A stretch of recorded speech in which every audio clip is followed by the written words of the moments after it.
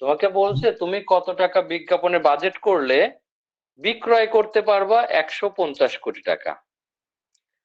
তাহলে সেলস দেওয়া আছে, মানে ওয়াই দেওয়া আছে। তাহলে আমরা এটা যদি এক্স এর সমীকরণে বসায় দেই, তাই আমরা মান পেয়ে যাচ্ছি। এভাবেই বসাও দেখি, সেম ভাবে রেকর্ড টুর মতো করেই।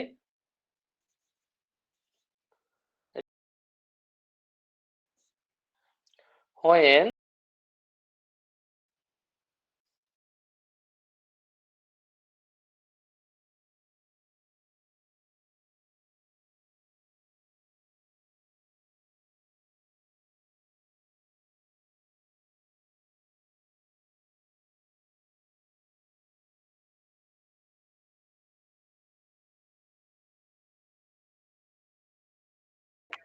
0.80,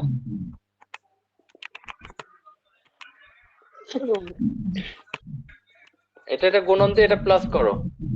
104। ভুল হচ্ছে। ও সরি, পয়েন্ট।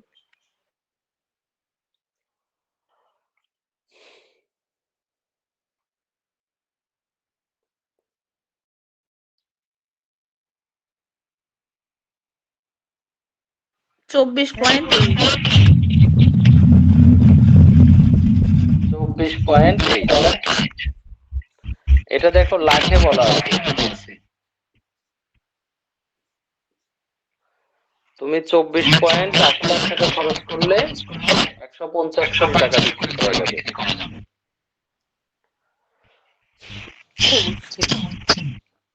এই ম্যাথ গুলো খুবই ইম্পর্টেন্ট, এই ম্যাথটা মার্ক করে নাও।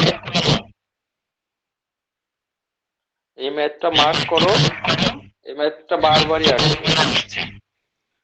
গতবার আসেনি তো, এবছর আসার সম্ভাবনা খুব বেশি।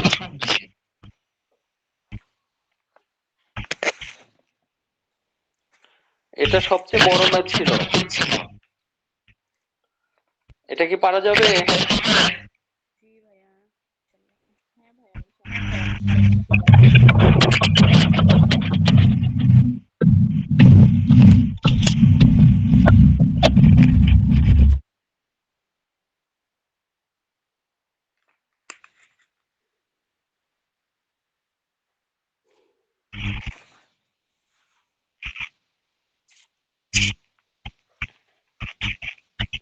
ভাইয়া এই চ্যাপ্টারে কি আর কোরিলেশনের একটা ম্যাথ আছে না?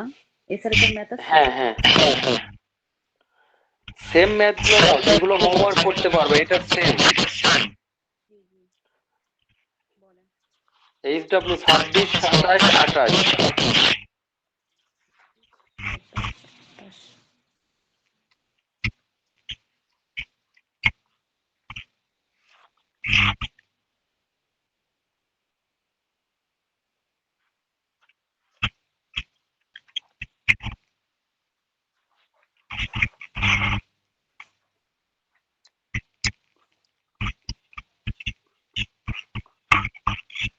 HW হচ্ছে তোমার 26, 28।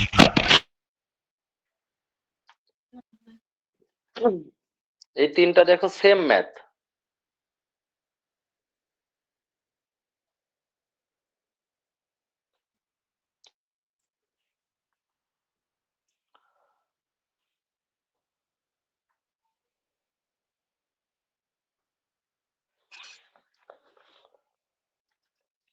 সেম ম্যাথ পারবা না?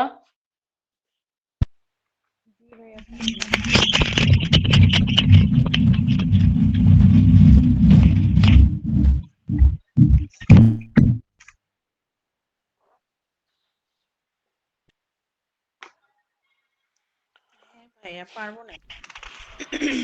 ইনশাআল্লাহ সবাই পারতে হবে এই ম্যাথ।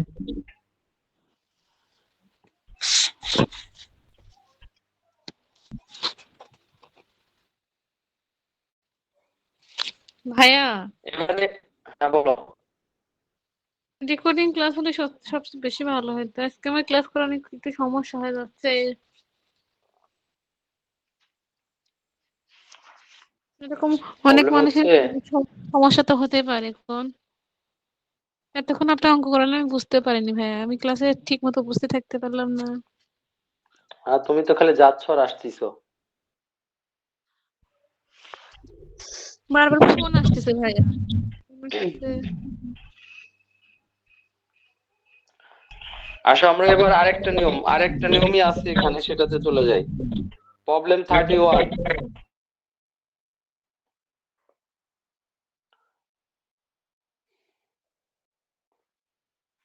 দেখো এটা 16 সালে আসছে, সেকেন্ড ইয়ার আসছে 13 সালে, ডিইউতে আসছে 17 সালে।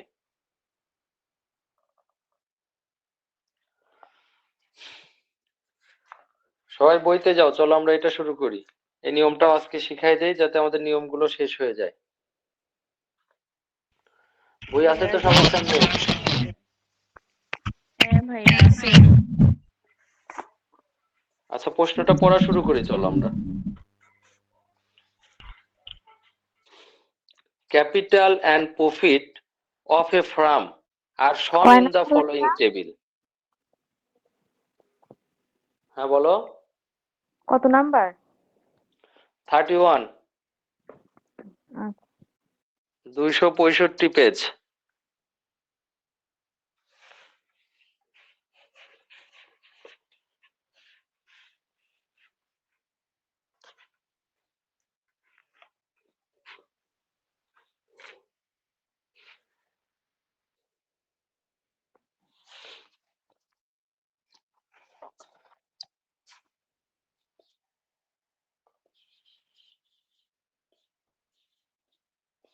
প্রবলেম 31।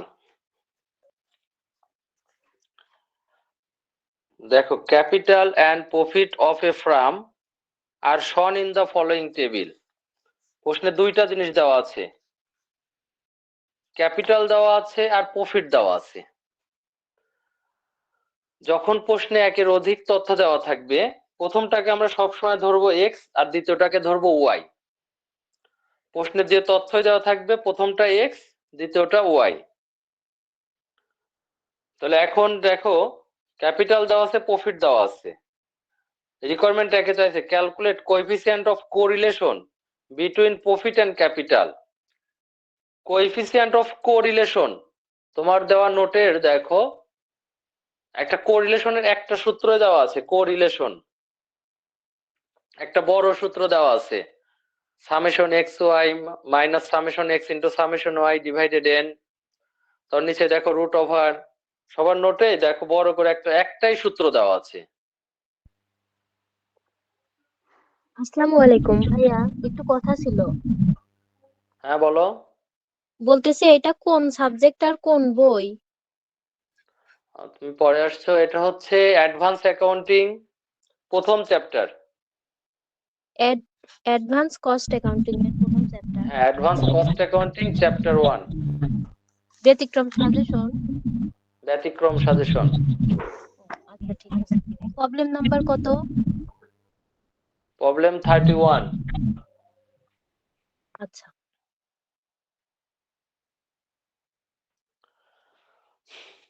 সবাই তো পেয়েছো মোটামুটি অঙ্কটা নাকি? হুম। হ্যাঁ আচ্ছা আমাদের সবাইকে বলি যে পড়ার সময় অবশ্যই আমাদের যে হ্যান্ড নোটটা আছে, সূত্রের নোটটা আছে, ওটা পাশে রাখবা। আমরা আগে নোট দেখে সেখান থেকেই করবো যাতে সূত্রগুলো ভুল না হয়। তাহলে ওরা প্রথম রিকোয়ারমেন্টে যে দেখো চেয়েছে কোরিলেশন বের করতে।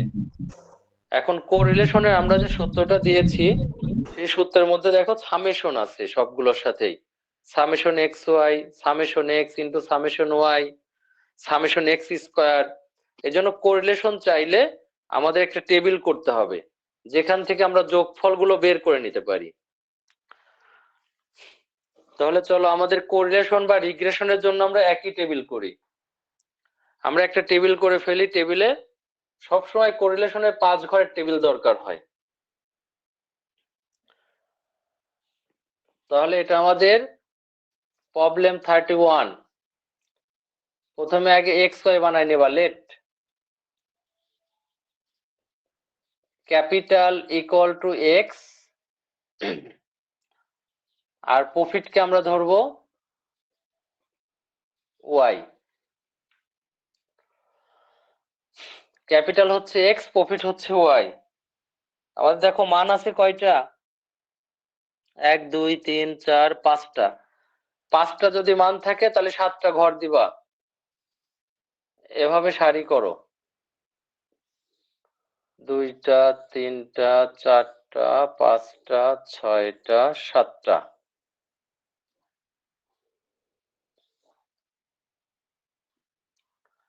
এখানে ঘর হয় আমাদের ফিক্সড 5টা।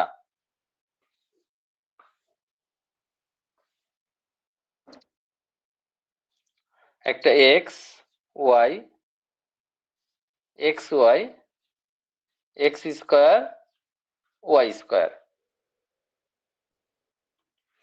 কোরিলেশন এবং রিগ্রেশন দুইটার জন্য একই টেবিল। এক্স এর মানগুলো দেখে দেখে বলো তো কেউ। x 5, এর মান 5, 10, একজন বলো। 5 10, 10 15, 15 20, 20 25. 25। এবার তুমি বলো, ওয়াইটা বলো। 3, 3, 3 4, 4 8, 8 12, 12 18. 18। গুড। তাহলে তো এটা তো বুঝতেইছি, এক্স ওয়াই। এক্স আর ওয়াই গুণন করো। 3 5 15, 4 10 40, 8 15 120, 12 2 24 240, 18 25 450।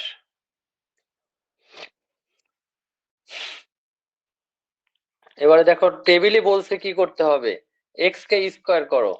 5 স্কোয়ার করলে 25, 10 হচ্ছে 100, 15 হচ্ছে 225, 20 হচ্ছে 400, 625।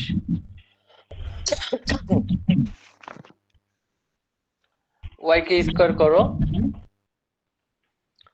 3 3 9, 4 4 16, 8 8 64, 12 12 144। 18টা করো তো। 324 ভাইয়া। 324। গুড। 5টা ঘরেরই যোগ লাগবে আমাদের।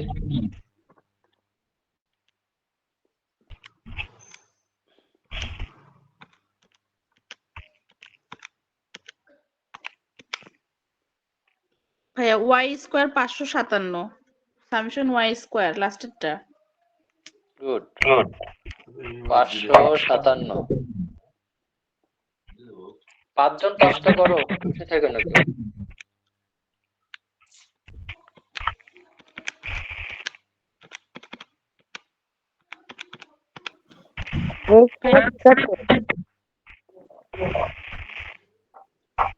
একজন বলো। সুলতানা বলো। শিলা কোনটা করছো বলো। এক্স স্কোয়ার ভাইয়া। কত আসছে? 1375। 1175। 1300 ভাইয়া। 1375। হ্যাঁ।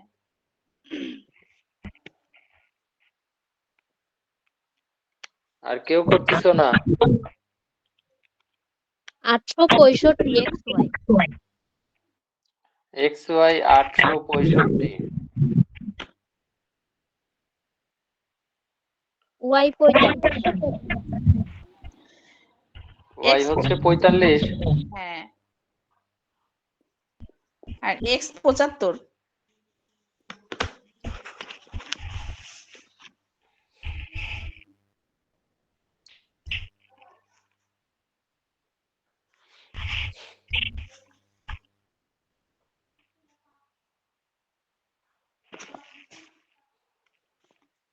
টেবিল কি সবার হয়েছে উঠানো?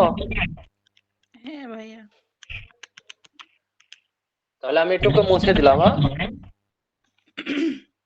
ঠিক আছে।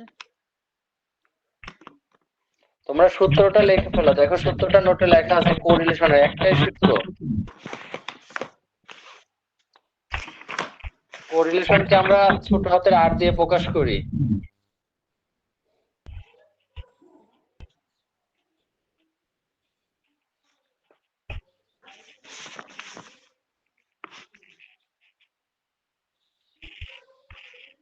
নিচে দেখো রুট আছে বড় করে।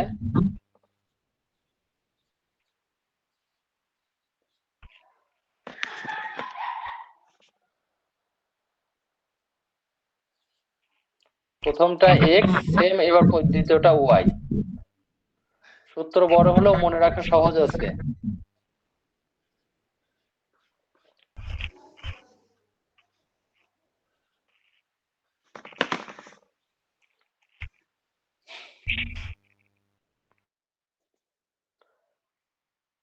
এই যে মানগুলো আমরা এই টেবিল থেকে নিয়ে বসায় দিব।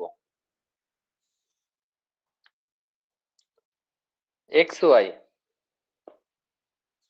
865,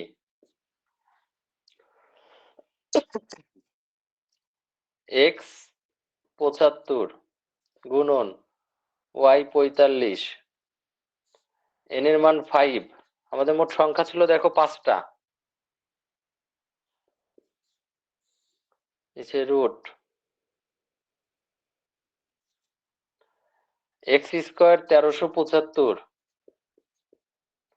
মাইনাস সামেশন এক্স হচ্ছে 75 হোল স্কোয়ার ভাগ 5, ওয়াই হচ্ছে 557 মাইনাস 45 স্কোয়ার ডিভাইডেড 5।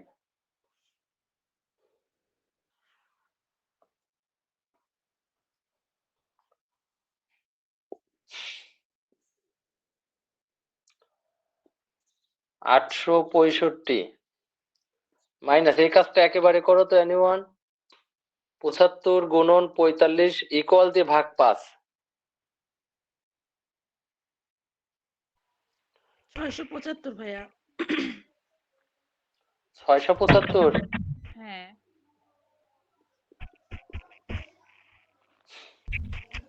নিচে রুট 1375 মাইনাস 75 স্কোয়ার ভাগ 5, 1125। 11 1125। 1125। বুঝি নাই। 1125 ভাইয়া। গুড, 1125। সেম এটা করো। 557 মাইনাস 45 স্কোয়ার কত? 405। 405। উপরে বিয়োগ করলে 190। রুট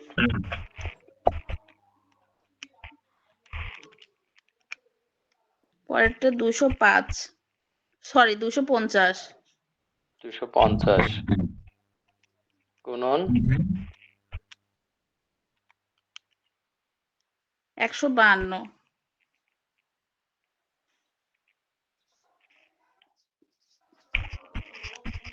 গুণন করে একবারে রুট দিব, অথবা রুট দিয়ে ব্র্যাকেটে গুণন দিয়ে দাও। দুইটা রুট ব্র্যাকেট, এই দুটো গুণন একবারে চলে আসবে। ভাইয়া 194.94।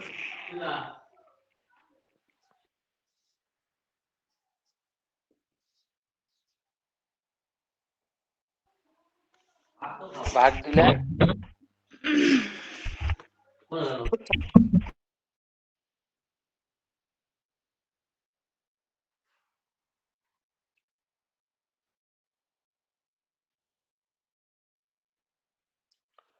বলো 0.97। এটা আমাদের কোরিলেশন শেষ। এবং কম আমরা আগেও পড়ছিলাম, তাই না? সেকেন্ড ইয়ারে থাকতে।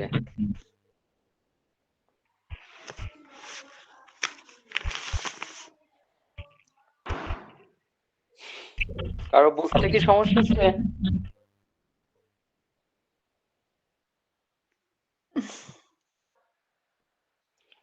কোরিলেশনের ম্যাথগুলো খুব সহজ, শুধু যদি ক্যালকুলেশন ভুল না করো।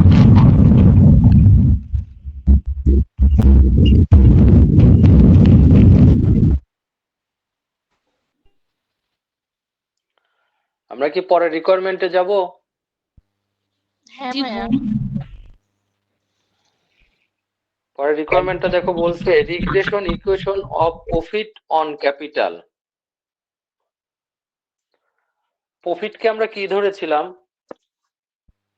Profit Y. Y.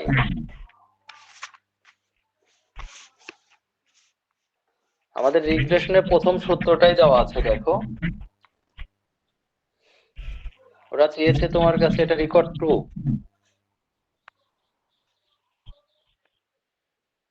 Regression equation of profit, তোমাদের সুবিধার্থে এখানে আমরা দিয়ে দিচ্ছি যে ওয়াই অন ক্যাপিটাল। ভাইয়া বেটির উপরে উঠে গেলেন, দেখতে পাচ্ছি না। আচ্ছা হ্যাঁ।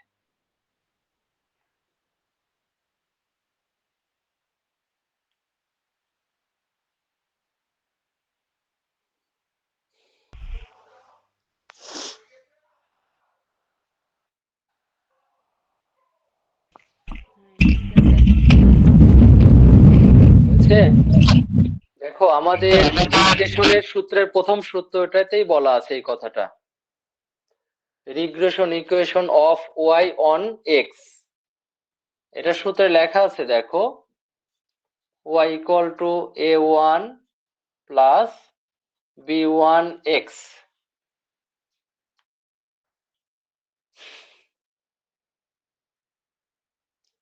ফর্মুলাই তো দেওয়া আছে, নোটে লেখা আছে তো।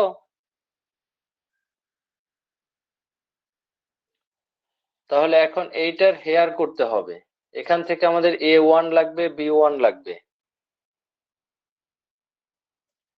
তাহলে আসো আমরা এবার b1 এর সূত্র বসাই। কোরিলেশনের যে সূত্রটা উপরে ছিল সেম এখানে, xy summation x summation y divided n, আর নিচে শুধু রুট থাকবে না, শুধু x এরটা, x square minus summation x whole square divided n। আমরা এটা শর্টকাট করতে পারবো।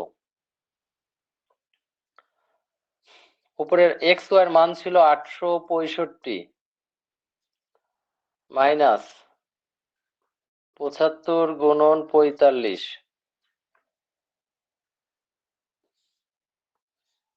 n এর মান ছিল 5, x স্কয়ার মান ছিল 1375, 75 স্কয়ার ভাগ 5। এই উপরের টুকু ক্যালকুলেশন আগের থেকেই নিবা।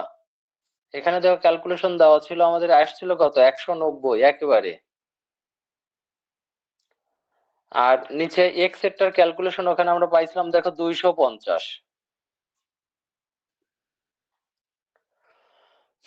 ভাগ দাও তো কেউ, 190 ভাগ 250, এটা আমরা আগের ক্যালকুলেশন থেকে নিলাম। 0.76। 0.76, এটা আমাদের b1 এর মান।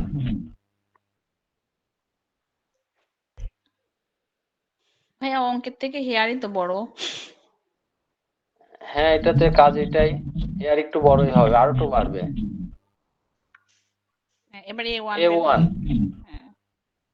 a1 এর সূত্র দেওয়া আছে, দেখো তোমাকে, y bar minus b1 x বার। y বার আমাদের নাই, y বারও বের করতে হবে। y বারের সূত্র আছে summation y divided n, b1 x বারের সূত্র তাই,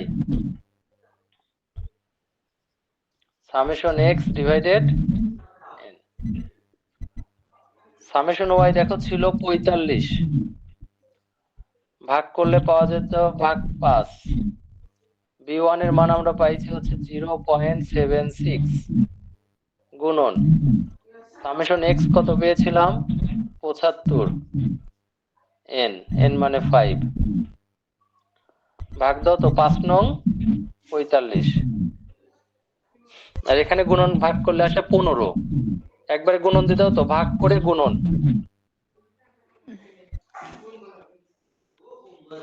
75 ভাগ 5 দিলে 15 আসে। বলো 11.4 11.4। হ্যাঁ বিয়োগ করলে তো মাইনাস আসতেছে, -2.4। হ্যাঁ এটা কার মান পেলাম? A1। এই যে দুইটা মান আমরা পাইলাম, সমীকরণে বসায় দিলেই আমাদের সমীকরণটা শেষ। A1 এর মান হচ্ছে -2.4 প্লাস B1 এর মান হচ্ছে 0.76, সাথে আছে x। 2 নাম্বার রেকর্ড শেষ।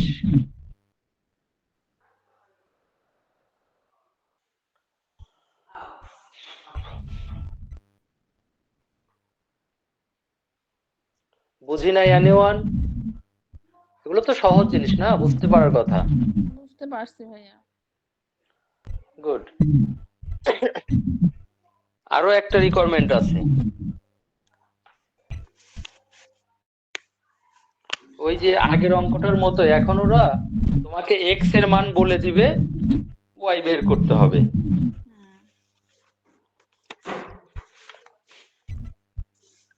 দেখো বলতিছে, what should be the profit when capital is টাকা 32 লাখ।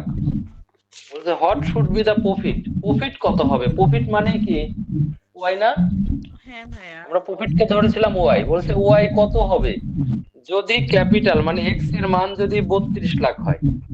তাহলে আমরা এই x টা তুলে দিয়ে এই জায়গায় 32 বসাই দিলে কি অ্যান্সার পাবো না? তাহলে ওই গত অঙ্কের মতো আমরা ওভাবে লিখবো, রেকর্ড 3। ওরা কি বলছে, when x equal to 32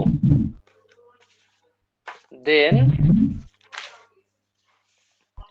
তাহলে y equal to -2.4 plus 0.76 into 32। এই দুটা গুণন করে এটা বিয়োগ করে দাও, সুতরাং y equal to পেয়ে গেছি। দেখ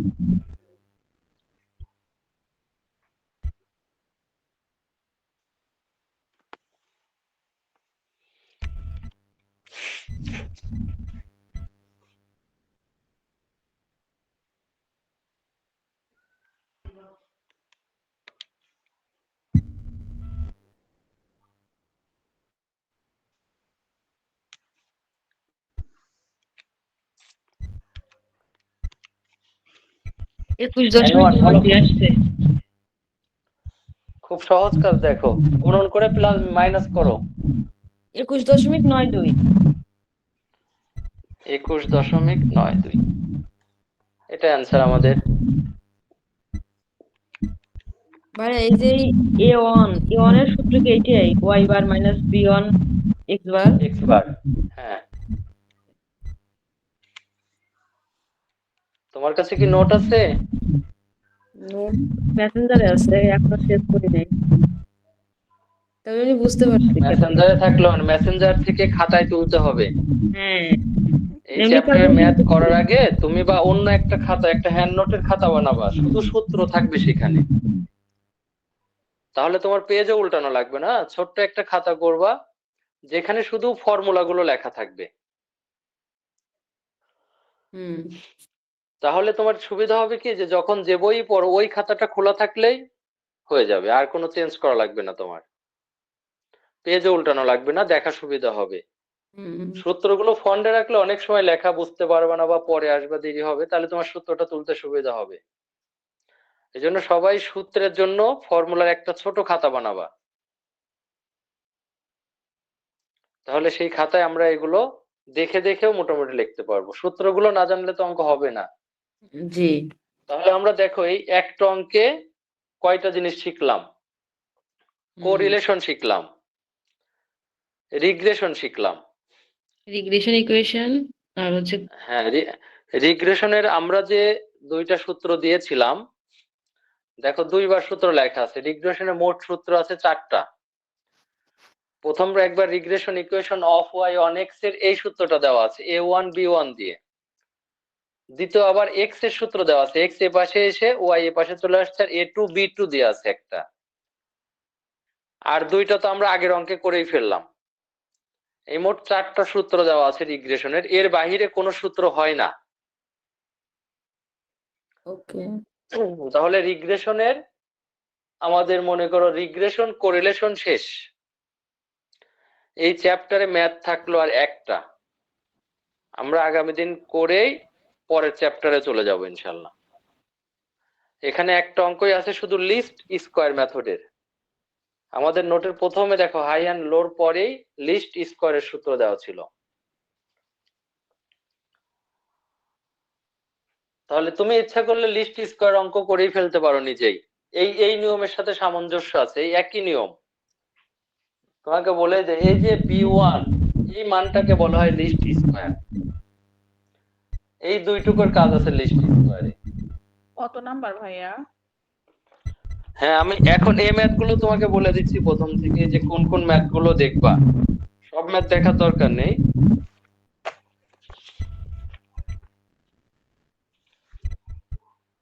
আগের হোমওয়ার্ক গুলো তো দেওয়াই হয়েছে, এখন আসো এই দিক থেকে।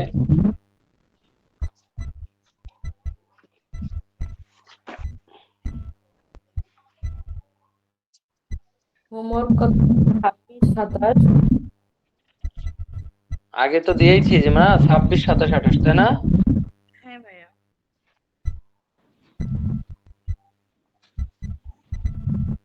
24 দেখ, 25।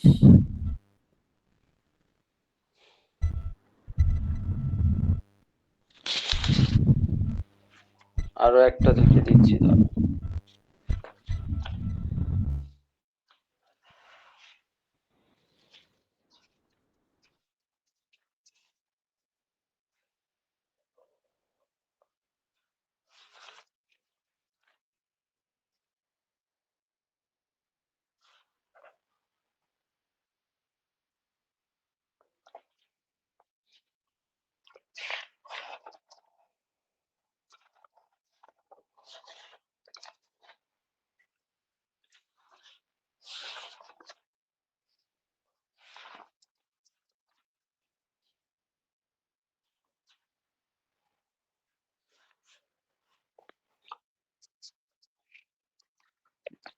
এখন দেখো তুমি নিবা হচ্ছে HW, এখনকার গুলো হচ্ছে 24, 25, এগুলো সব একই অঙ্ক। এই যে 25টা লিস্ট স্কয়ারের একই ভাবেই করতে পারবা। তাহলে 24, 25, 26 তো করেই দিয়েছি, 27 না কত, 26 তো আগে বাড়ি কাজ দিয়েছি।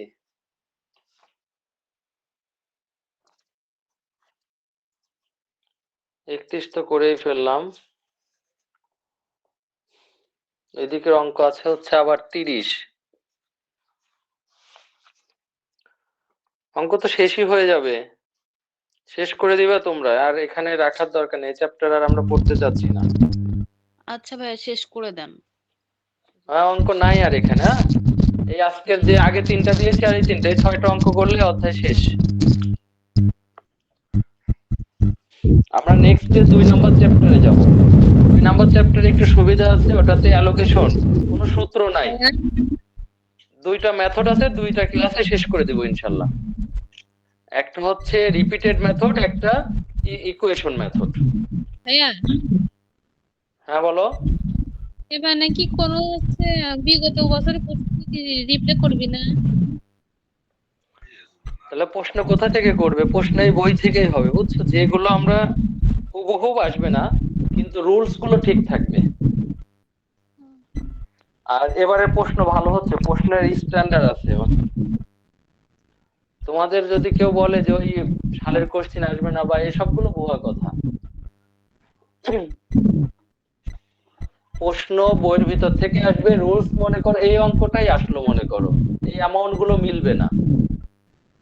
অ্যামাউন্ট যে মিলবে এমন গ্যারান্টি কি দেওয়া যায় কখনো? না ভাইয়া, অ্যামাউন্ট তো ভাইয়া কখনোই মেলে না। এই যাবত কাজেই তোমাদের রুলস গুলোই মেন। এই নিয়মের মধ্যে পড়ে যাবা, দেখবা যে ইনশাআল্লাহ যে এর ভিতর থেকেই প্রশ্ন আসবে। চলো আমরা রিপোর্টিং করতেছিলাম, রিপোর্টিং এর ম্যাথ দিয়েছিলাম তোমাদের কতদিন। রিপোর্টিং এ আমরা 4 নম্বর চ্যাপ্টারে ছিলাম মেবি।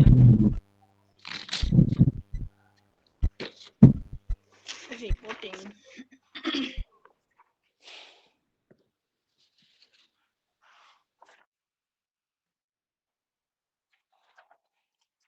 4 নম্বরের অধ্যায়ে কয়টা ম্যাথ দিয়েছিলাম? জান্নাতুল বলো। 2টা। 2টা। 17 আর কোন 29। কোন নাম্বার ছিল? 17 আর 29।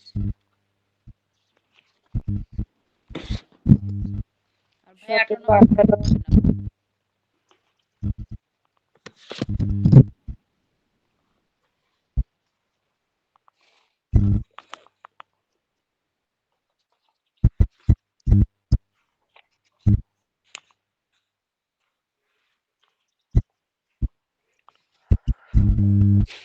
17 দেওয়া ছিল।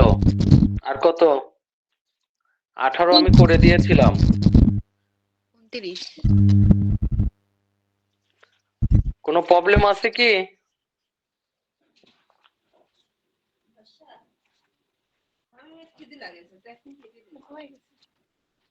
যারা গতদিন ক্লাস করছো, যে অঙ্ক আমি দিয়েছিলাম তাতে কি কোনো প্রবলেম আছে?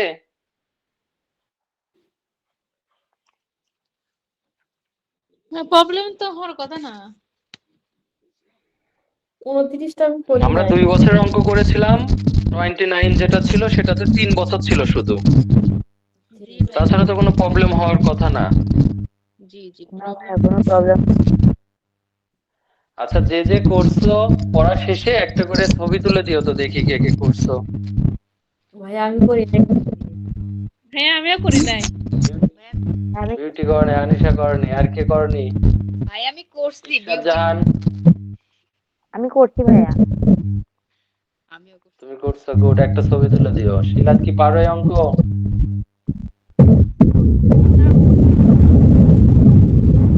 ভাইয়া আমি করি নাই।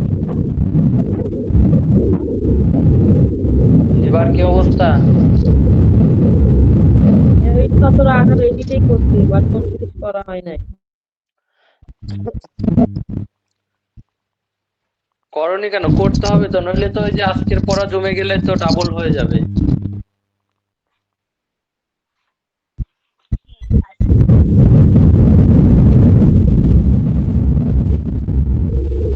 অবশ্যই চেষ্টা করতে হবে। যদি না পারো বলবা। এটাতে সব একই অঙ্ক, শুধু 2 বছরের জায়গায় 3 বছর আছে এই।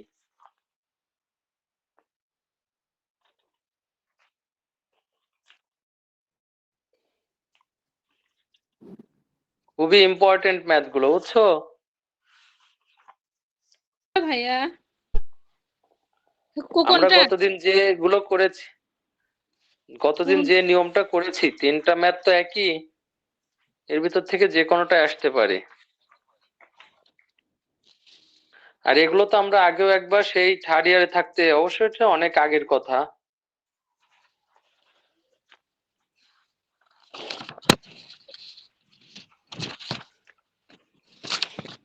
যে ম্যাথ গুলো বলে দিব সেগুলো ভালো করে দেখে রাখবা।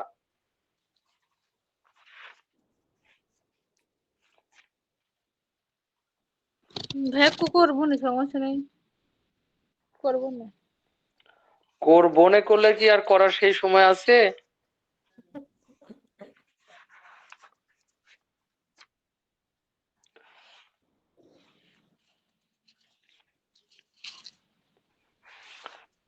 তোমরা করে ফেললে তো এই চ্যাপ্টার, এই নিয়মগুলো শেষ হয়ে যেত। ভাইয়া একই তো। তারপরে অন্য অঙ্ক বোঝার মতো হলে আমরা অন্য অঙ্কে চলে যাব তো। হয়, অন্য অঙ্ক বোঝার মতো আমার সাথে। এবং যারা করোনার পাশাপাশি এই যে ছোট অঙ্ক আছে 2-3টা বি পার্টে আসছে, প্রবলেম 12, 13, এই অঙ্কগুলো করে নিও। ভাই ছোট অঙ্ক ইম্পর্টেন্ট দেখো। দিলেন না ভাইয়া? হ্যাঁ হ্যাঁ, ইম্পর্টেন্ট একবারে ফাইনালি ওভাবে বলে দিব না, চ্যাপ্টারটা হোক। এই চ্যাপ্টারে কোন কোন ম্যাথ দেখতে হবে বলে দিব না, তোমাদের লিখে দিব না একেবারে। এই যে ছোট অঙ্ক, বাড়ির কাজ নাও আগেই বলে দিয়ে এগুলো দেখবা। 12, 13, কোন চ্যাপ্টার ভাইয়া এটা? চ্যাপ্টার 4। রিপোর্টিং রাখিবে রিপোর্টিং বই চ্যাপ্টার 4 নম্বর অধ্যায়। পৃষ্ঠা কত ভাইয়া? 8-2 পৃষ্ঠা আমার বইতে, এটা পুরান বই 82, দেখো নতুন বই 82। হ্যাঁ 82। হ্যাঁ দেখো 12 নম্বর অঙ্ক দেওয়া আছে রোমেল কর্পোরেশন, হ্যাঁ ভাইয়া 13 নম্বর আছে রূপসা, সেমই আছে মেবি, তেমন একটা চেঞ্জ হয়নি।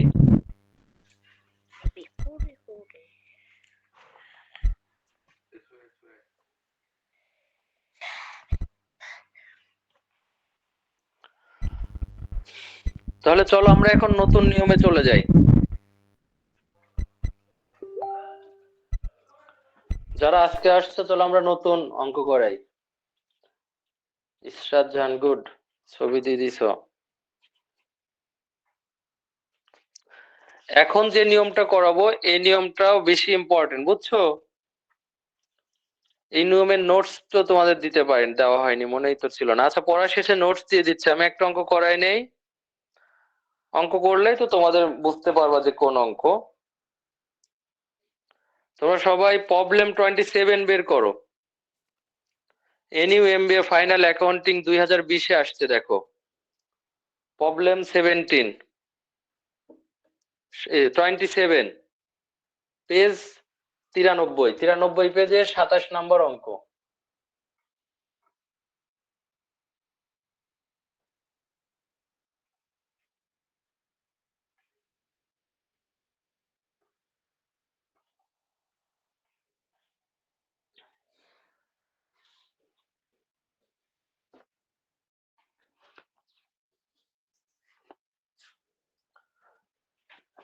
ম্যাথটা সলভ করে দিচ্ছি, ম্যাথ হয়ে গেলে তোমাদের নোটসও লাগবে না, নোটস আমি দিয়ে দিচ্ছি, তারপরেও দেখা এই ম্যাথ গুলো অনেক সহজ। এই চ্যাপ্টারে এই দুইটা নিয়মের মধ্যে যে কোনো একটা প্রতি বছর আসে। ভাইয়া 26 আর 27 একই নিয়ম না? 26 আর 27 একই অঙ্ক, একই নিয়ম। তাহলে 26 নাম্বার করা। ওকে চলো 26 করাই। 26 দেখো, ডিউরিং 2016 পদ্মা কোম্পানি, পেয়েছো সবাই?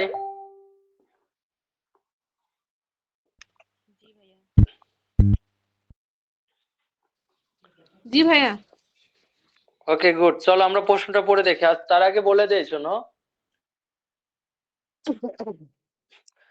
এই অঙ্কগুলো হচ্ছে কনস্ট্রাকশন কোম্পানির অঙ্ক। এদেরকে এই অঙ্কের নাম বলে হচ্ছে লং টার্ম কন্ট্রাক্ট মেথড, দীর্ঘমেয়াদী চুক্তি পদ্ধতি। দীর্ঘমেয়াদ বলতে আমরা বুঝি যার মেয়াদ 1 বছরের বেশি। যখন কোনো কাজ 1 বছরের বেশি সময়ের জন্য হয় তাকে বলে লং টার্ম কন্ট্রাক্ট। এক্সাম্পল বলে দেখো, আমাদের পাশেই রূপপুরে যে পারমাণবিকের কাজ হচ্ছে, এই কাজটা দেখো শুরু হয়েছে সেই 2015 বা 16 সালে, এখনো কাজ শেষ হয়নি, কাজ চলমান আছে। এখানে যে কোম্পানিগুলো কাজ করে এদেরকে প্রতি বছর সরকারকে আয় ব্যয়ের হিসাব দেখাইতে হয় এবং আয়ের উপর ট্যাক্স দিতে হয়।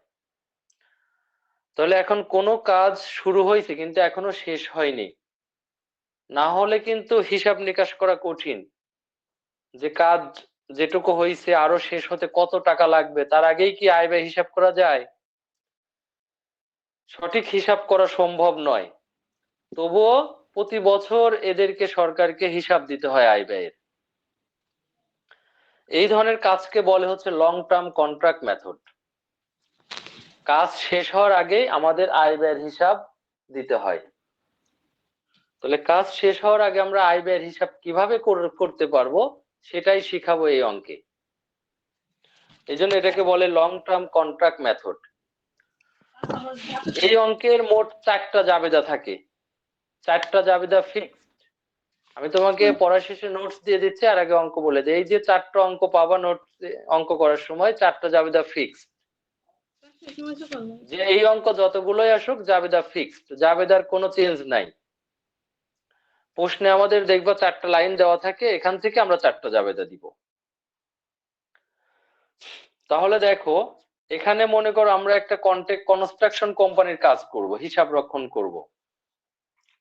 তাহলে বলছে দেখো, Padma company started a construction job with a contract price of টাকা 15 লাখ। আমরা একটা কাজ পেয়েছি যার কন্ট্রাক্ট প্রাইস, চুক্তি হচ্ছে 15 লাখ। তুমি যদি কন্ট্রাক্টর হও তাহলে 15 লাখ টাকার কাজ তুমি করবা। এই 15 লাখ টাকার কাজ কি তুমি 15 লাখ টাকা দিয়েই করবা? কন্ট্রাক্টররা কি করে, যত টাকার কাজ হয় সবই কি শেষ করে কাজ করে? শেষ করলে তো না, তার নিজের নিজেদের প্রফিট লাভ হবে না। রাখে। হ্যাঁ হ্যাঁ, হ্যাঁ, এই প্রফিট জন্য তো রাখে। কন্ট্রাক্টর দেখো আমাদের বাড়ির পাশে রোড ঘাট যখন হয়, এরা এমন ভাবে কাজ করে যে কন্ট্রাক্টরও চলে যায়, রোডও উঠে যায়। তার মানে ওরা চেষ্টা করে 15 লাখ টাকার কাজ যত কমে আমরা করতে পারবো, বাকিটুকু আমাদের লাভ থাকবে। তাহলে আমরা কন্ট্রাক্ট পেয়েছি 15 লাখ টাকা। The job was completed in 2018. আমরা কাজটা শুরু করেছি 16 সালে, কাজ শেষ হবে 18 সালে। তাহলে আমাদের 16, 17, 18 3 বছর মেয়াদ। 1 বছরের বেশি জন্য এটা লং টার্ম। তাহলে দেখো কাজগুলো কিভাবে সম্পাদন হয়েছে। আরেকটা বিষয় একটু বলি, শিলার মাইক্রোফোনটা অফ কর একটু। তাহলে এরা এভাবে বোঝাচ্ছে, দেখো সরকারি কাজ যখন কন্ট্রাক্টররা কাজ করে, এদের কিন্তু সরকার আগেই টাকা পেইড করে না। সিস্টেম হচ্ছে এরা আগে নিজের টাকা দিয়ে ধাপে ধাপে কাজ করবে। বোঝাই, দেখো মনে করো তোমার বাড়ির পাশে রোডের কাজ হচ্ছে, রোডটা পাকা হবে। প্রথমে দেখবে এই লোকগুলো এসে আগে রোড থেকে মাটি কাটায় উঠাবে। এই যে রোডের মাটি কেটে তুলবে, এই অনুযায়ী এরা সরকারকে বিল জমা দিবে যে রোডের মাটি কাটা হয়েছে, বিল হয়েছে 1 লাখ টাকা। সরকার পরিদর্শন করে দেখবে যে আসলেই মাটি কাটছে, তখন ওরা 1 লাখ টাকা বিল পে করবে। আবার পরবর্তীতে দেখবে সেখানে তোমার রোলার করে প্রথমে বালি দিবে, তারপরে খোয়া দিবে, এগুলো দিয়ে আবার যখন রোলার করবে, এটা একটা ধাপ। তার মানে যেদের কাজ করতে হয় প্রথমে নিজের টাকা দিয়ে, যতটুকু কাজ কমপ্লিট হয় তার ভিত্তিতে বিল জমা দেওয়া হয়। বিল যখন জমা দাও, সরকার পরিদর্শন করে সেই বিল পে করে। তা আমাদের এখানেও দেখো সেম এভাবেই প্রশ্নটা সাজানো আছে। এরা প্রশ্নের প্রথম লাইন বলতেছে, দেখো cost incurred to date. Cost incurred to date মানে আজ পর্যন্ত যা খরচ করা হয়েছে, এই দিন পর্যন্ত যেটুকু আমরা খরচ করেছি। দেখো 16 সালে আমরা খরচ করেছি 4 লক্ষ টাকা। প্রথম বছরেই আমরা মোট খরচের 4 লাখ টাকা আমরা খরচ করে ফেলছি। 17 সালে 9,35,000। 16 সালে আমরা 4 লাখ টাকা খরচ করেছি, 17 সালে মোট খরচ করেছি আমরা 9,35,000 টাকা। তবে এই 9,35,000 টাকা কি শুধু 17 সালেরই, না এর মধ্যে 16 সালের 4 লক্ষ আছে? অবশ্যই দেখো 16 সাল আর 17 সাল মিলে আমরা কাজ করেছি 9,35,000 টাকা। আর ফাইনালি দেখো 18 সালে আমরা এই কাজটা কমপ্লিট করতে পারছি 10,70,000 টাকায়। 10,70,000 টাকায় আমাদের কাজ কমপ্লিট। এটা ছিল প্রথম লাইন। দ্বিতীয় লাইনে বলছে, দেখো এস্টিমেট কস্ট টু কমপ্লিট। এই কাজ শেষ হতে আমাদের আরো খরচ লাগবে। 16 সাল অনুযায়ী আমরা হিসাব করেছি 4 লাখ টাকা খরচ করেছি, আর 6 লাখ টাকা হলেই আমাদের কাজ শেষ। 17 সাল অনুযায়ী 9,35,000 টাকা খরচ করেছি, আর 1,65,000 টাকা হলেই কাজ শেষ হয়ে যাবে। আর 18 সালে তো ফাইনালি কাজ শেষ হয়েই গেছে। কাজ যখন শেষ হয় তখন আর কোনো টাকার প্রয়োজন হয় না। কাজ তো আমরা হিসাব করলাম। এবার দেখো বিলিং টু ডেট। আমরা একটু আগে বলেছি আমরা কন্ট্রাক্টর আগে নিজের পকেট থেকে টাকা খরচ করে, তারপরে বিল জমা দেয়। তো অনুরূপ ভাবে দেখো আমরা 16 সালে 4 লাখ টাকা খরচ করেছি, আর বিল জমা দিয়েছি 3 লাখ টাকা। 17 সালে 9,35,000 টাকার কাজ করে আমরা 9 লাখ টাকার বিল জমা দিয়েছি। 18 সালে আমরা বিল জমা দিয়েছি, কাজ যেহেতু শেষ পুরা টাকারই বিল জমা দিয়েছি 15 লাখ টাকা। এখন কেউ বিল জমা দিলে পুরোপুরি টাকাই যে দিবে এমনও নয়। দেখো আমরা 3 লাখ টাকার বিল জমা দিয়ে কালেকশন টু ডেট, এই দিনে আমরা টাকা পেয়েছি। কত টাকা পেয়েছি? 16 সালে 2,70,000 টাকা পেয়েছি, বিল দিছিলাম 3 লাখ, পাইছি 2,70,000। 17 সালে 9 লাখ টাকা বিল জমা দিয়ে পেয়েছি কত? 8,10,000।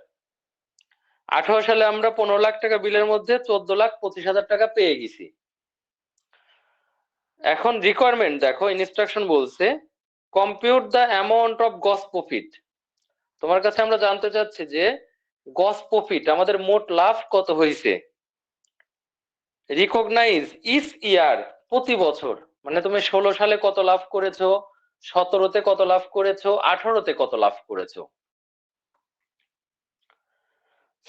অ্যাজুমিং the percentage of completion method is use, যদি আমরা পার্সেন্টেজ কমপ্লিশন মেথড ইউজ করি। পার্সেন্টেজ কমপ্লিশন মেথড হচ্ছে তুমি যতটুকু কাজ করবা লাভ ততটুকুই দেখাবা। তুমি কাজ যদি 10% করো লাভও দেখাবে 10%, কাজ যদি 80% করো লাভ দেখাবা 80%। এই মেথডটাকে বলে হচ্ছে পার্সেন্ট কমপ্লিশন মেথড, যার মূল কথা যতটুকু কাজ ততটুকু লাভ। কাজ না করে কি লাভ দেখানো পসিবল? কখনোই না, কাজ না করলে লাভ হয় না। তাহলে চলো তারপরে দেখো 2 নাম্বার রেকর্ডে বলা আছে prepare all necessary journal entries for 2017। মাঝের বছর 17 সালে জাবেদা চাইছে, আমরা জাবেদাতে পরে আসি, আগে প্রথম রেকর্ড থেকে শুরু করি। চলো পরে রেকর্ড দুটো আমরা নেক্সট পরে করব। তাহলে এই অঙ্ক করতে গেলে আমাদের প্রথম কাজ হচ্ছে আগে একটা ওয়ার্কিং করে জানা। আমি যে নোট দেবো নোটে লেখা আছে দেখবো, প্রথম একটা ওয়ার্কিং করতে হবে যেখানে আমরা জানতে চাই 16 সালে কতটুকু কাজ করেছি, মোট কাজের কত পার্সেন্ট 16 সাল, কত পার্সেন্ট 17 সাল, আর ফাইনালি 18 সালে কত পার্সেন্ট। তাহলে প্রথম কাজ হবে একটা ওয়ার্কিং এ পার্সেন্টেজ বের করা। ওয়ার্কিং লেখা শুরু করো। ওয়ার্কিং ওয়ার্কিং আমরা বের করব হচ্ছে percent of completion.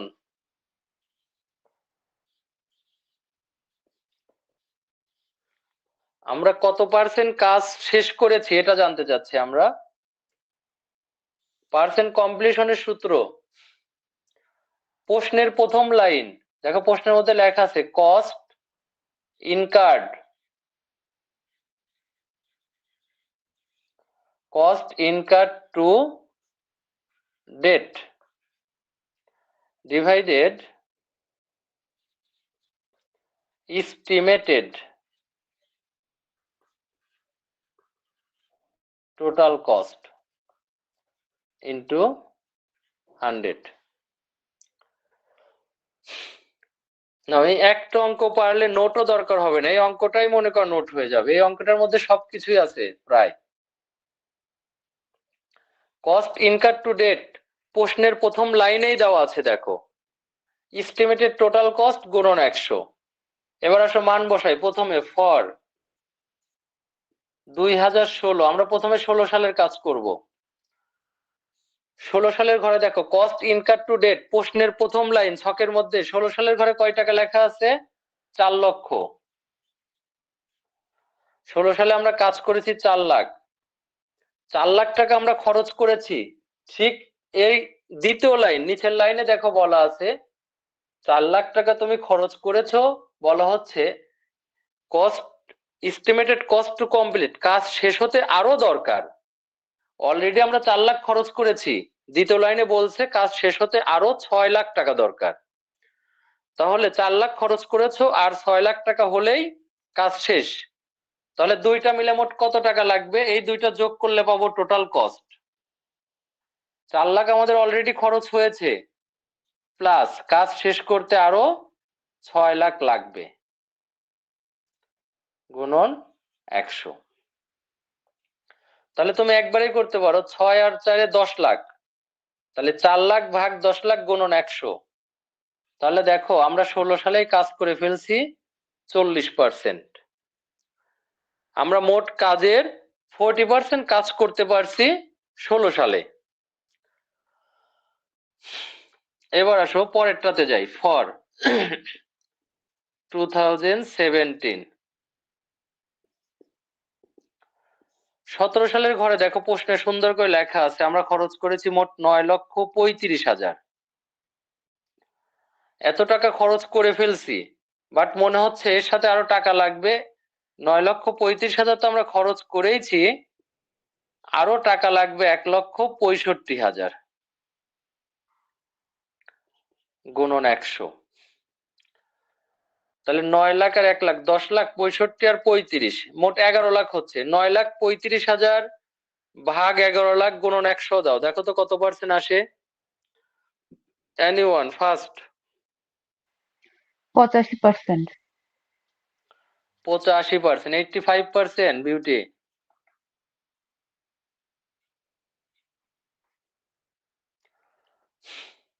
Next last one দেখো এবার, ফর 2018। 18 সালে ফাইনালে আমরা কত টাকায় কাজ শেষ করতে পারছি? 10,70,000। নিচে আমরা লিখবো 10,70,000। আর কি টাকার দরকার আছে? নাই, দেখো এটাই। তাহলে আমরা এখানে কাজ করছি হচ্ছে 100%। 18 সালে কাজ শেষ হয়ে যাওয়ার কথা, 100% কাজ শেষ হয়ে গেছে। তবে এই 100% কাজ করতে আমার দেখো 3 বছর লাগছে। প্রথম বছরে কাজ করছি 40%, দ্বিতীয় বছরে আমরা প্রথম বছর সহ মোট কাজ করছি 85। এই 85-র মধ্যে কিন্তু 16 সালেরও 40 আছে। তাহলে 40, 85 আর ফাইনালি 100%। তাহলে এই ওয়ার্কিংটা আমাদের, এই অঙ্ক কনস্ট্রাকশনের অঙ্ক হলে ওয়ার্কিংটা মাস্ট বি, আমাদের সবার আগে ওয়ার্কিংটা করতে হবে। ভাই আমরা যদি রিকোয়ার্ডের মধ্যে করি তাহলে কি মানে প্রবলেম হবে যদি ওয়ার্কিং আলাদাভাবে না করে? যেহেতু প্রবলেম আমরা বলতে পার্সেন্টেজ অঙ্কের ওখানে প্রবলেম দিচ্ছি। হবে না, তুমিই বিপদে পড়বা, তোমারই প্রবলেম হবে। মানে তুমি সঠিকভাবে যদি আচ্ছা, এটা আগে আমরা যে করে নিলাম, এখন বই অনুযায়ী দেখবে আমাদের অঙ্ক কত সহজ হয়। জি। আমরা বইতে দেখো খুব সহজে পরে এখন অ্যান্সারটা করতে পারবো। সবাইকে এটা উঠানো হয়েছে, এটা বুঝি নাই এমন কেউ আছো? যদি কেউ না বোঝো সেই প্রশ্ন করতে পারো। লং টার্মের অঙ্ক হলে অবশ্যই এই ওয়ার্কিংটা আমাদের লাগবেই। এই তথ্যগুলো প্রশ্নে সবসময় দেওয়া থাকবে এবং আমরা এই ওয়ার্কিংটা করতেই হবে, মাস্ট। কেন লাগবে দেখো, আমরা এরপরে রেকর্ডে গেলেই পারবো। ইশরাত জাহান বলবা কিছু, বলো। বললাম যে আরেকবার বুঝিয়ে দেন। আচ্ছা, বইতে প্রশ্নটা দেখো। আমরা এটা আমাদের সূত্র, পার্সেন্ট বের করার সূত্র হচ্ছে কস্ট ইনকার টু ডেট, যেটা প্রশ্নের প্রথম লাইনে বলা থাকে, আর divided estimated total cost into 100। তাহলে কস্ট ইনকারটা প্রশ্নের সাল অনুযায়ী দেওয়াই আছে, দেখো 16 সালে 4 লাখ, 4 লাখ টাকা খরচ করেছো। আর দ্বিতীয় লাইনে দেখো বলছে আমাদের কাজ শেষ করতে আরো 6 লাখ টাকা দরকার। তাহলে 16 সাল অনুযায়ী আমাদের দুইটা মিলে মোট খরচ হবে 10 লাখ। 10 লাখের 4 লাখ টাকা আমরা 16 সালে খরচ করেছি। তাহলে আমরা কাজ হয়েছে মোট 40%। তোমরা যখন নিউজ দেখো টিভিতে বিভিন্ন সময়, যে পদ্মা সেতু যখন হলো উদ্বোধনের আগে আমরা বিভিন্ন সময় নিউজ পাইছি এরকম, যে পদ্মা সেতুর 50% কাজ কমপ্লিট, পদ্মা সেতুর 70% কাজ কমপ্লিট, বলে না এরকম? এই যে পার্সেন্টটা এভাবে বের করে, মানে এদের খরচের যে টার্গেট, সেই টার্গেট দিয়ে খরচ দিয়ে আমরা হিসাব করে ফেলি যে কাজের কতটুকু শেষ হয়েছে। তাহলে এভাবে আমরা প্রথমে 16 সালেরটা করেছি, তারপর 17, 18। তাহলে ফাইনালি দেখো আমার 3% হয়ে গেছে। হ্যাঁ ভাই বুঝছি।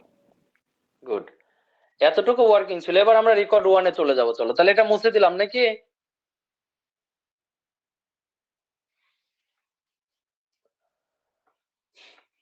এখন বইয়ের চেয়ে আমাদের অঙ্কগুলো অনেক ছোট আর সহজ হয়ে যাবে। তাহলে ওরা 3 বছরের চাইছে, ইচ ইয়ার, প্রতি বছর। তাহলে 3টা টাকার ঘর দিয়ে প্রশ্নে যেমন ছক আছে এরকম আমরা একটা ছক করবো, এটা requirement 1, calculation of realise gross profit. আমি একটু শর্টে লিখলাম, রিয়েলাইজ গ্রস প্রফিট। এটা বের করতে একটা ছক করবা, একদম প্রশ্নে যেরকম ছক আছে এরকম 3টা টাকার ঘর দিবা, 1 2 3, প্রশ্নের মতো ছক। প্রথমটা 2016, 2017, 2018। এগর ডিটেলস পার্টিকুলার কোনো কিছু না লিখলেও কোনো সমস্যা নেই, অ্যাকাউন্ট টাইটেল যা ইচ্ছা। আমরা কখনো লিখি কখনো লিখি না, অ্যাকাউন্ট টাইটেল দিয়ে দিলাম। আচ্ছা আসলে দেখি একটু বুঝে নেই, অঙ্ক খুবই সহজ। আমাদের প্রথম অঙ্কের উপরে দেখো লেখা ছিল কন্ট্রাক্ট প্রাইস। আমরা কাজটা কত টাকায় কন্ট্রাক্ট নিয়েছিলাম, প্রশ্নের উপরে দেখো বলা ছিল, সব ঘরে আমরা লিখবো এটা, যে কাজটা আমরা কন্ট্রাক্ট নিয়েছি 15 লাখ টাকায়।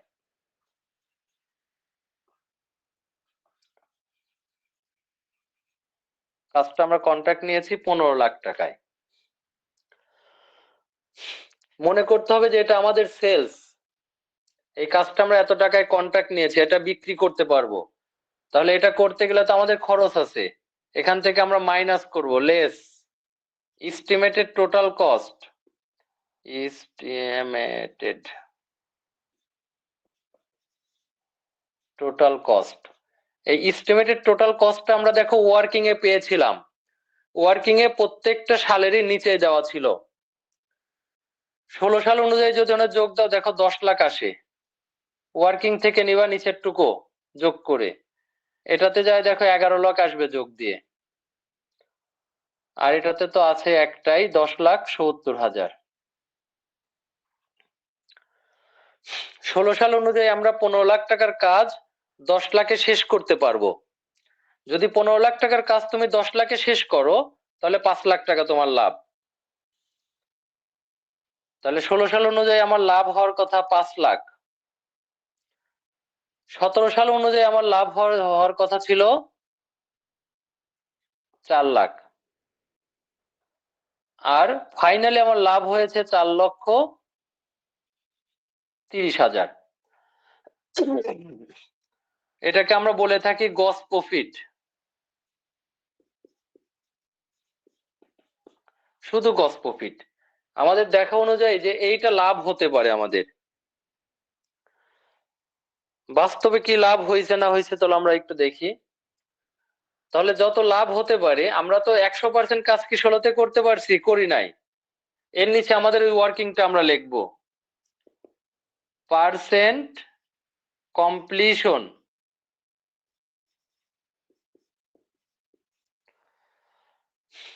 পার্সেন্ট কমপ্লিশন, কোন সালে কত পার্সেন্ট কাজ করছো?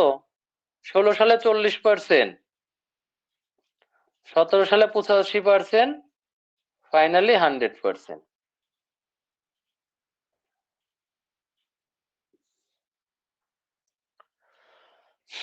তাহলে পার্সেন্ট গুলো কেটে দাও, যার যার পার্সেন্ট কেটে ফেলো। 5 লাখের 40% করলে এখানে আসে দেখো 2 লাখ। ক্যালকুলেটর ধরো, 4 লাখের 85% করো, মেবি 3,40,000 আসবে দেখো। আর 100% মানেই তো 4 লাখ।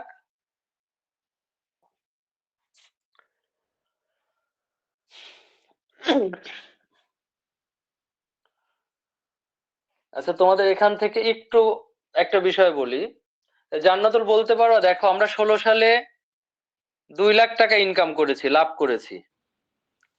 17 সালের ঘরের দিকে তাকায় দেখতে পাচ্ছি 3,40,000। জান্নাতুল একটু বলতে পারবা যে আমরা এখানে এই যে 3,40,000, এটা কি এই বছরের লাভ, না এর মধ্যে এই যে 85% কাজ করছো এটা কি শুধু 17 সালেরই, নাকি এর মধ্যে এই আগের বছরের 40%ও আছে? ভাইয়া আগের বছরের টাকা তো আছে। গুড। তার মানে এইটার মধ্যে এই 85-র মধ্যে এই 40 আছে, তাহলে এই 3,40,000-এর মধ্যে আবার 2 লাখ আছে। কি ভাইয়া, কারণ আগের বছর 40% ছিল, পরের বছরে 85% আছে। Okay good. শিলা বলো তো, দেখো এই যে ফাইনালি যে আমরা 4,30,000 লাভ করেছি, এটা কি শুধু 18 সালেরই, না এর মধ্যে 16-17 টাকাও আছে? 16-17 সবই আছে ভাইয়া, 3 সাল Good. মিলে। আচ্ছা তাহলে এর মধ্যে 16 আছে 17 আছে। তবে এই যে 16 সালের যে 2 লাখ টাকা, এর মধ্যে কি কোনো বছরের টাকা আছে? না না, শুধু 16 এর সালের মধ্যে 16 সালের মধ্যে তো সেটা নাই। বুঝতে পারছি কি আমরা? জি ভাইয়া। 16 সালের আগে তো কোনো বছর নাই, তাহলে না, এটা না। শুধু 16। এটা নিট এই 16। টাকাটা হয়েছে 16 আর 17 মিলে। জি। তাহলে আমি যদি এখান থেকে 16 টাকাটা বিয়োগ করে দেই, তাহলে কি শুধু 17 টাকা পাবো না? হ্যাঁ, হ্যাঁ, হ্যাঁ।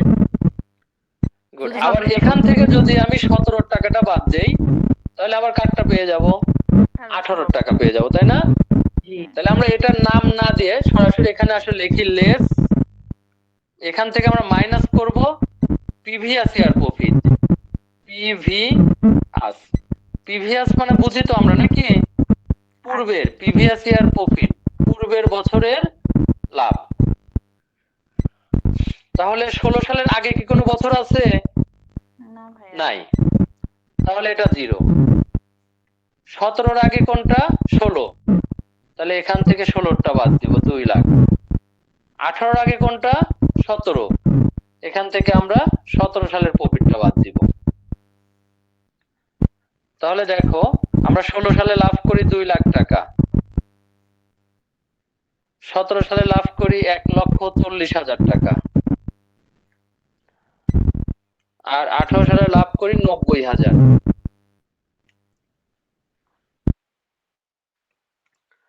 দেখো আমরা ফাইনালি আমাদের লাভের টাকা পেয়ে গেছি। এটার নামে হচ্ছে, এই যে প্রথমে লিখছিলাম, এটার নামে হচ্ছে রিয়েলাইজ কস্ট প্রফিট, রিয়েলাইজ বা রিকগনাইজ। 1 নাম্বার রেকর্ড শেষ। দেখো বইয়ালারা 6টা ঘর দিছে, ভিতরেই পার্সেন্ট করছে, এটাতে দেখলেই মনে হচ্ছে একটু ঝামেলার। এর চেয়ে কি আমাদের জি এটা অনেক ভাই, সহজ এরকম মনে ভাবে অনেক হলো না? ইজি। জি ভাইয়া, এটা আমরা এই ফর্মুলাটা ইউজ করলে, এই জন্য আমরা ওয়ার্কিংটা আগে করে নিতে চাচ্ছি, আমরা ঝামেলায় যেতে চাই না। ওয়ার্কিং যদি আমার করা থাকে, আমি খুব সহজে ফর্মুলায় বসাই দিব। তাহলে আমরা এভাবে রিয়েলাইজ কস্ট বের করতে পারবো। আমরা মনে হয় সবাই বুঝতে পারছি মেবি। যদি কারোর প্রবলেম থাকে সে প্রশ্ন করতে পারো। নাই ভাইয়া, কোনো গুড, আশা করি কোনো সমস্যা নেই, তাই না? এবার চলো আমরা দ্বিতীয় রিকোয়ারমেন্টে যাই। 2 নাম্বার রেকর্ডে চাইছে পিপিআর অল জার্নাল ফর 2017। শুধু 17 সালের জাবেদাটা আমাদের করতে হবে। তাহলে জাবেদা আমি বলে দিয়েছি তোমাকে, এখানে জাবেদা হচ্ছে 4টা ফিক্সড। আমাদের ফিক্সড 4টা জাবেদা হবে, জাবেদার কোনো ডিফারেন্স নাই, বুঝছো? এই অঙ্ক হলেই 4টা জাবেদা। তাহলে আমরা জাবেদার একটা ছক করে ফেলি, চলো 4টা জাবেদা হয় যাতে এতটুকু একটা ছক আঁকাও। আর এখানে জাবেদা দেখো, অঙ্ক 3 বছর, বাট জাবেদা যে কোনো 1 বছরের চাবে, যে কোনো 1 বছর। আজকে চাইছে মাঝেরটা, শুধু 17টা আমরা করব। তাহলে চলো 17 সালের অঙ্ক করা মানে খুবই সহজ, আমরা 17 এর জন্য একটা জাবেদার ছক করে ফেলি।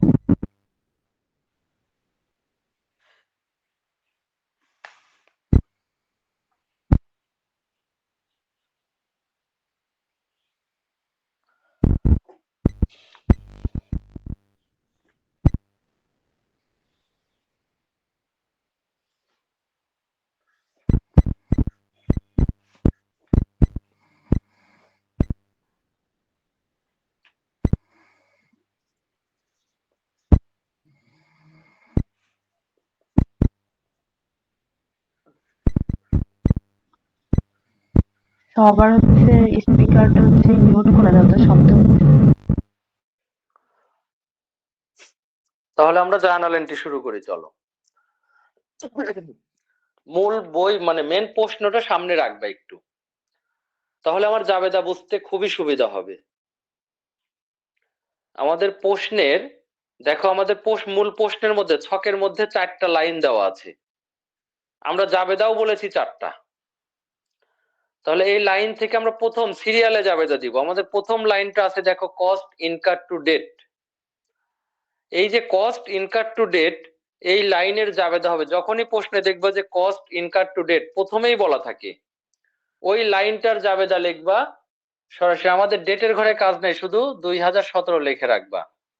এই জাবেদাটাও ফিক্সড। জাবেদা লেখো construction,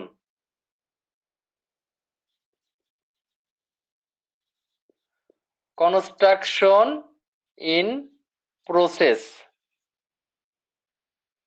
PROCES, construction in process debit আর ম্যাটেরিয়াল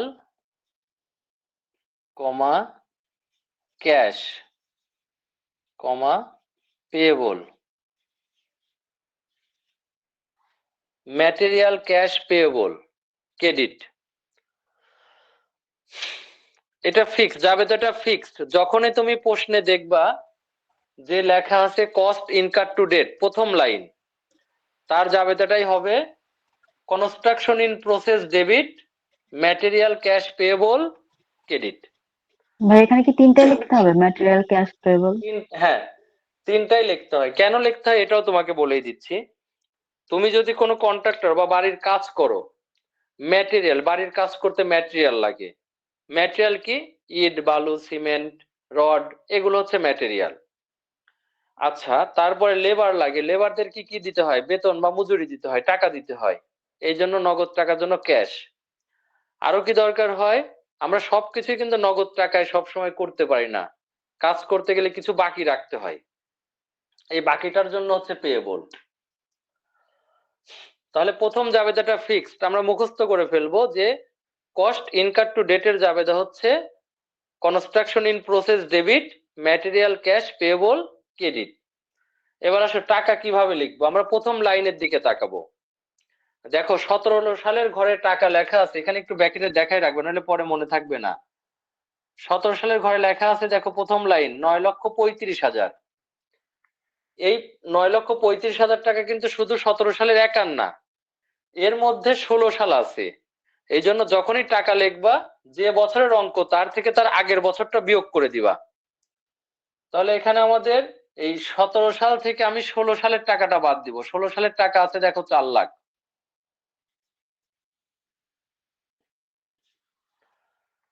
তাহলে বিয়োগ করলে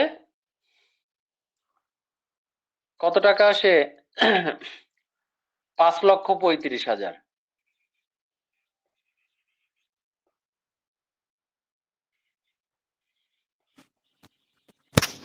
ভাই আমার এখন প্রথম একটা জাবেদাটা আমাদের শেষ। হ্যাঁ বলো। যদি আমাকে 16 সালেরটা করতে বলতো, যে 16 সালের জাবেদা, তখন তো আমার তাহলে 16 সালের আগে তো কোনো বছর নেই, জি, তাহলে 16 সাল করতে বললে আমাদের কাজ সহজ হতো। যার 16 সাল নাম- বললে আমরা সরাসরি টাকা বসায় দিতাম। আর যদি 18 সাল বলে তখন আমি কি করব? 18 বললে 18 সালের টাকা থেকে 17 বাদ দিবা। শুধু মানে 17 যে নাকি? বছরের অঙ্ক করবা তার থেকে তার আগের বছর বিয়োগ করবা। ও, ঠিক কারণ আছে। 16-17 তো এক জায়গাতেই আছে, যোগ করেই তো বসানো আছে 17 সালটায়। হুম, হ্যাঁ, তাহলে প্রথম জাবেদা শেষ। এবার দ্বিতীয় জাবেদায় আসো। আমাদের মূল প্রশ্নের 2 নাম্বার লাইনে দেখো বলা আছে estimate cost to complete. Estimate মানে অনুমান করা। অ্যাকাউন্টিং এ যে অনুমানের কোনো জাবেদা হয় না, অনুমানের কোনো জাবেদা হয় না, যেটা ঘটতে পারে ভবিষ্যতে এর কোনো জাবেদা আমাদের হয় না।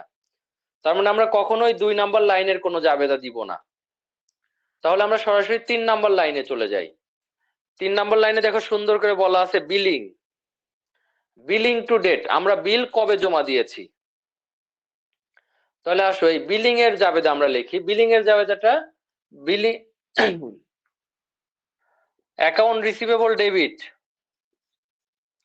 Account receivable debit billing to date, billing to date credit. Account receivable debit billing to date credit. আমরা যখনই মালিকের কাছে বিল জমা দিব তখন আমরা টাকা পাওনাদার হয়ে যাব। তাহলে অ্যাকাউন্ট রিসিভেবল ডেবিট আর বিলিং টু ডেট ক্রেডিট, এখানেও টাকা একইভাবে লিখবা। দেখো তো আমরা 17 সালে মোট কত টাকার বিল জমা দিয়েছিলাম? 9 লাখ মেবি ভাইয়া। 9 লাখ টাকা। হ্যাঁ, তার আগের বছরে কত আছে? 3 লাখ। 3 লাখ। তাহলে বাদ দিলে এই যাবে আমরা টাকা লিখবো 6 লাখ। তাহলে দুইটা যাবে যা শেষ। বিল জমা দিয়েছি। এবার লাস্ট লাইনে প্রশ্নের 4 নম্বর লাইনে দেখো বলা আছে কালেকশন টু ডেট, আমরা বিল জমা দিয়ে বসে নাই, বিলের টাকা আদায় করতে যাব এবার। তাহলে বিলের টাকা আমরা পাচ্ছি, দেখো। তাহলে টাকা পাইলে কি যাবে? টাকা আমরা পাইলে সাধারণত টাকা আসে আমাদের কাছে cash debit, cash debit, account receivable credit. Account receivable credit. যাদের কাছে টাকা পাইতাম সে আমাকে টাকা দিয়ে দিল। এখানে দেখো তো আমরা তাহলে কত টাকার পাইছি? 8,80,000, সরি 8,10,000। 8,10,000 টাকা আমরা পেয়েছি। আর গত বছর কত পেয়েছিলাম? 2,70,000। 2,70,000।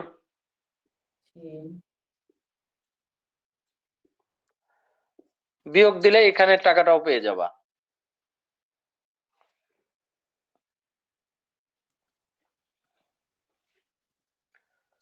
কত টাকা আসে বলো? 5,40,000 ভাইয়া। গুড, 5,40,000।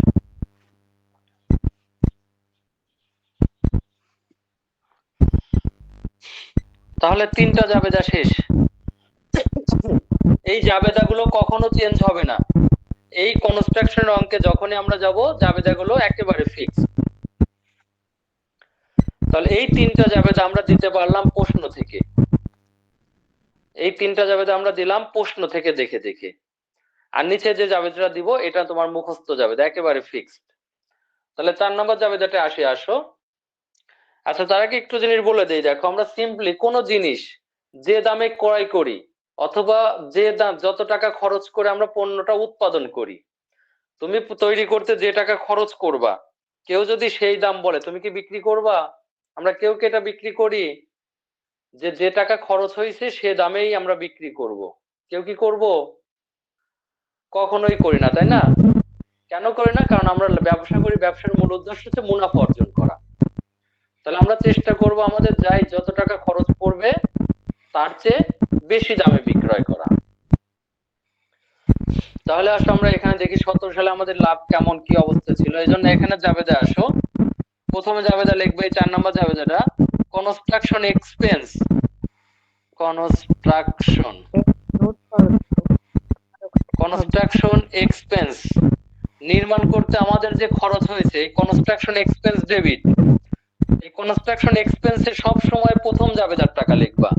কনস্ট্রাকশন এক্সপেন্সে প্রথম জাবেদার টাকা। 17 সালে আমরা খরচ করেছি 5,35,000।